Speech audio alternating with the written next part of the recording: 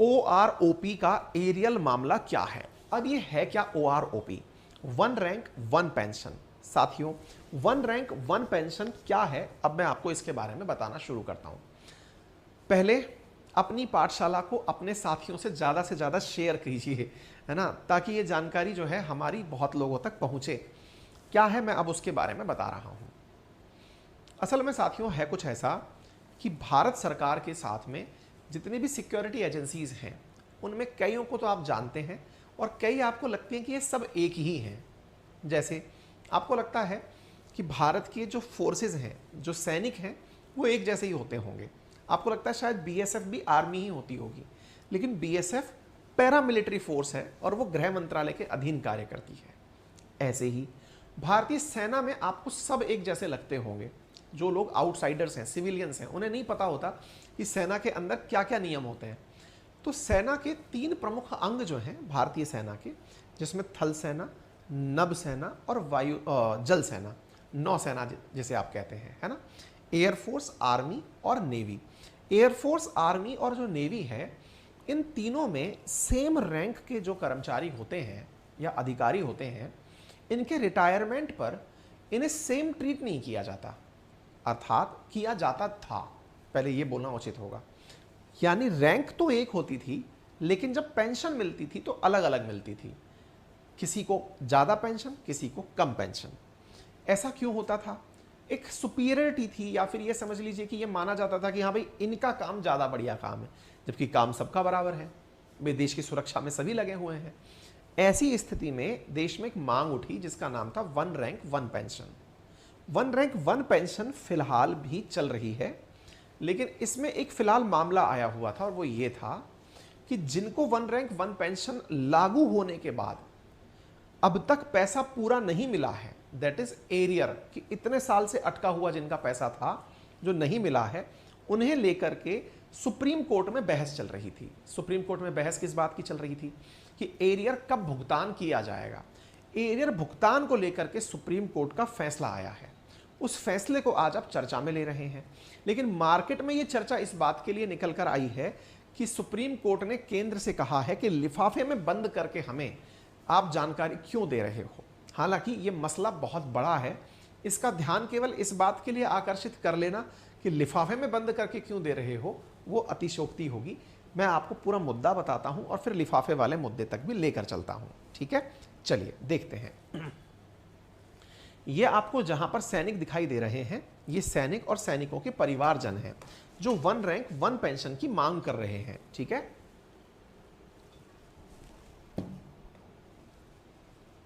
2013-14 में यह मुद्दा काफी हाईलाइटेड रहा था।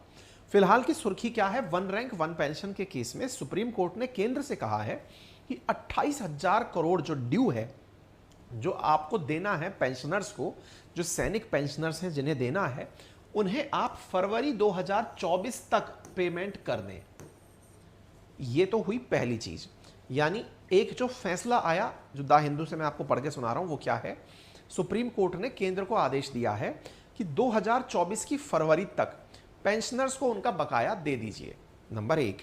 नंबर दूसरा, वन रैंक वन पेंशन के केस में सुप्रीम कोर्ट ने एक चीज और कही, और वो क्या है? एक 3 जजेस की बेंच थी जो इस बात को सुन रही थी। उन्होंने कहा कि सरकार अपने जवाब सील्ड पैक लिफाफे में ना दे, ठीक है? जरूरी है कि कोर्ट में ट्रांसपेरेंसी रहे। इस मुद्दे पर भी हम चर्चा करेंगे, ठीक है? चलिए, तो 2 बातें हुई। पेंशनर्स का जो एरियर है वो मिल जाएगा, कब तक मिलेगा? 2024 तक। अच्छा, अब थोड़ा सा विषय को समझते हैं। चर्चा में क्यों है, क्या है, सारी बातें बताते हैं। चर्चा में क्यों है? सुप्रीम कोर्ट के अंदर एक केस चल रहा था जिसमें कि पेंशनर्स थे, पेंशनर्स की तरफ से पेंशनर का वकील थे और दूसरी तरफ से केंद्र सरकार की तरफ से सरकारी वकील थे। दोनों अपनी अपनी बातें सुप्रीम कोर्ट के सामने 3 सदस्यीय बेंच के सामने रख रहे थे। पेंशनर्स एरियर्स को अभी मांगते थे, सरकार ने कहा कि अभी पैसा नहीं है, हम फरवरी 2024 तक दे देंगे। इस प्रकार से ये पूरी प्रक्रिया शुरू हुई। लेकिन पहले ये है क्या, क्योंकि आपको ये पता ना हो कि वन रैंक वन पेंशन क्या है, इसलिए थोड़ा सा ब्रीफ इंट्रो जान लीजिए।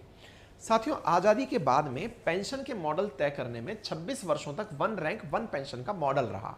यानी देश आज़ाद हुआ, उसके बाद चाहे आप आर्मी में हो, नेवी में हो या एयरफोर्स में हो, एक जैसी ही पेंशन सबको मिलती थी आफ्टर रिटायरमेंट।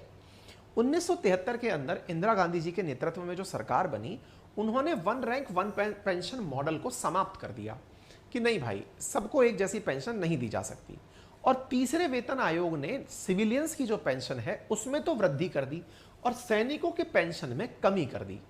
मतलब पहले तो सैनिकों को पद के आधार पर कमी कर दी, फिर सैनिकों के साथ साथ क्या किया गया, वेतन आयोग ने जो सिविलियंस की थी वो तो पेंशन बढ़ा दी, जो आम जन है उसकी तो पेंशन बढ़ा दी, लेकिन सैनिकों की पेंशन कम कर दी। 1986 में राजीव गांधी जी के नेतृत्व वाली सरकार ने फिर चौथा वेतन आयोग आया, उसने मद्देनजर रखते हुए रैंक वेतन योजना लागू की। इसमें सेना के 7 अधिकारी रैंकों, नौसेना वायुसेना में जो उनके समकक्ष हैं, कि मूल वेतन को रैंक वेतन के रूप में निर्दिष्ट राशि से कम कर दिया। मतलब आर्मी के जो रैंक ऑफिसर्स हैं उनकी सैलरी भी, उनकी पेंशन भी किससे कम कर दी, वेतन जो है उनकी जो सैलरी है वो एयरफोर्स और नेवी के जो उनके इक्विवेलेंट ऑफिसर्स हैं उनसे कम कर दी। यानी एक प्रकार से शुरुआत कहां से थी, 26 सालों तक सबकी तनख्वाह बराबर थी। इंदिरा गांधी जी ने तनख्वाहों में थोड़ी कमी करना शुरू किया तो आर्मी की सैलरी, आर्मी का वेतन सब कम कर दिया। राजीव गांधी जी ने अधिकारियों के साथ भी यही किया। उनके जो अधिकारी थे, जो आर्मी के ऑफिसर्स थे, नेवी के और एयरफोर्स के अफसरों की तुलना में उनकी तनख्वाहें कम कर दी गई।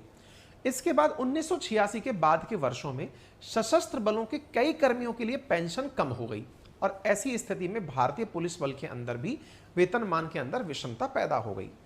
इस वजह से एक मांग उठने लगी। क्या मांग उठने लगी कि साहब पेंशन के अंदर या वेतन के अंदर विसंगति ना हो।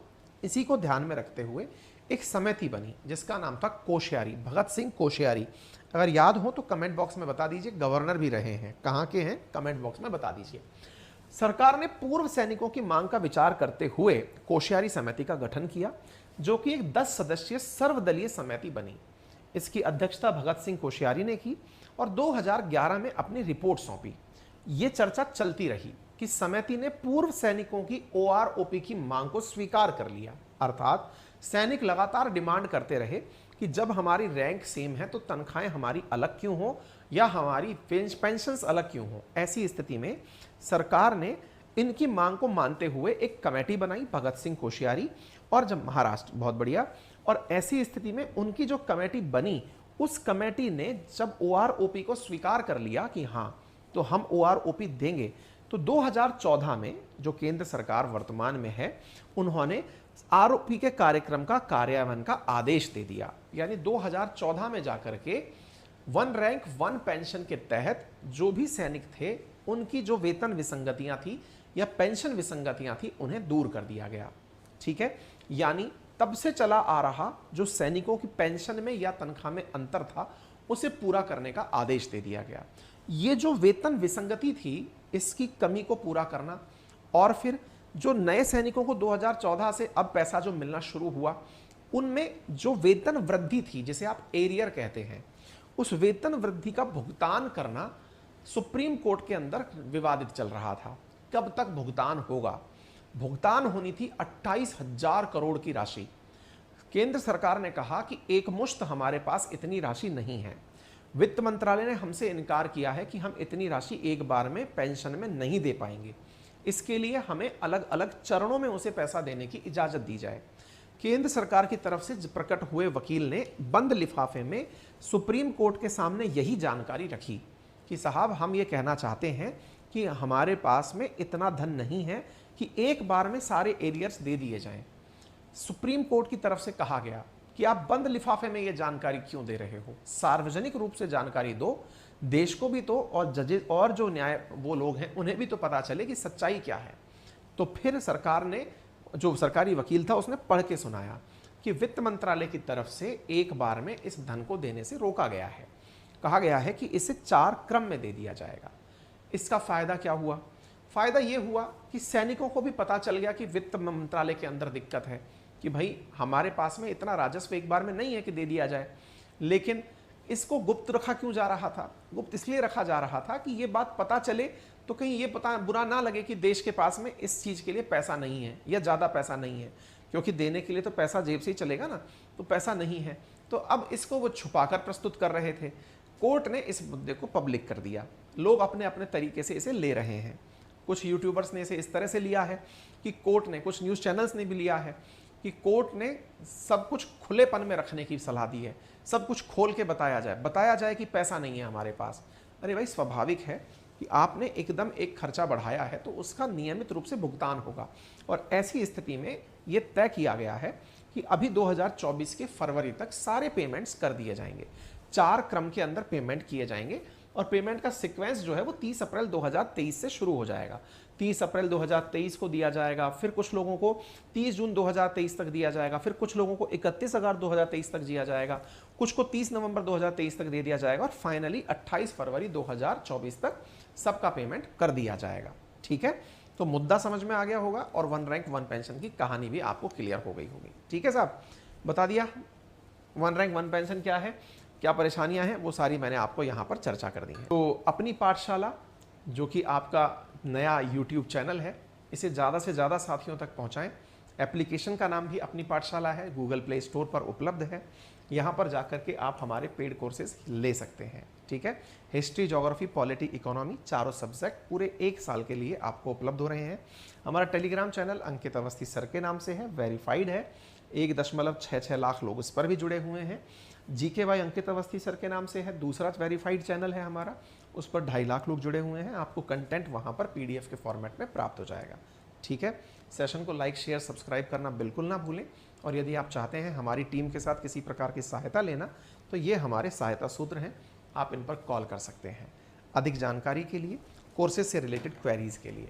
फिलहाल के लिए इतना ही। अपना ख्याल रखें, बड़ों का सम्मान करें, छोटों को प्यार दें, अपना व्यक्तित्व इस प्रकार से विकसित करें कि महिलाएं आपके साथ सुरक्षित और सम्मानित महसूस करें। धन्यवाद।